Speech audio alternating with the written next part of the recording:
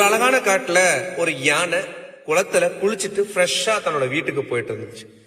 அப்ப முன்னாடி ஒரு பன்னி அது முழுக்க சாக்கடையில விழுந்து கெட்ட வாசனையோட ஆப்போசிட்ல வந்துட்டு இருந்துச்சு.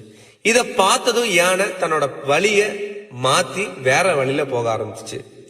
அந்த பன்றி என்ன நினைச்சிச்சு அப்படின்னா மனசுல, அடடா இவ்வளவு பெரிய யானையே என்ன பார்த்து பயந்து ஓரம் போயிடுச்சு அப்படின்னு மத்த பன்றிங்கிட்ட போயிட்டு இத பத்தி சொல்லுது.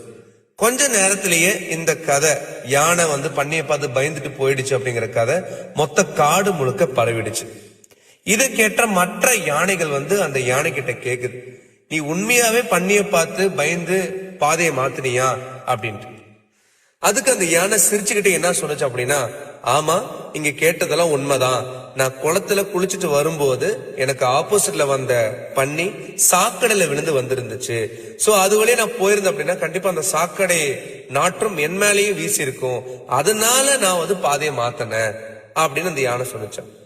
இந்த கதையில இருந்து என்ன சொல்ல வர அப்படின்னா, இதே மாதிரிதான் நம்மளோட வாழ்க்கையிலயும் நெகட்டிவ் ஆளுகளுக்கு எல்லாம் பஞ்சமே இல்ல, சுத்தி நிறைய பேர் இருக்காங்க. ஆனா அவங்கள நம்ம கவனிக்கணுமா இல்லையா அப்படிங்கிறது நம்ம கையில தான் இருக்கு.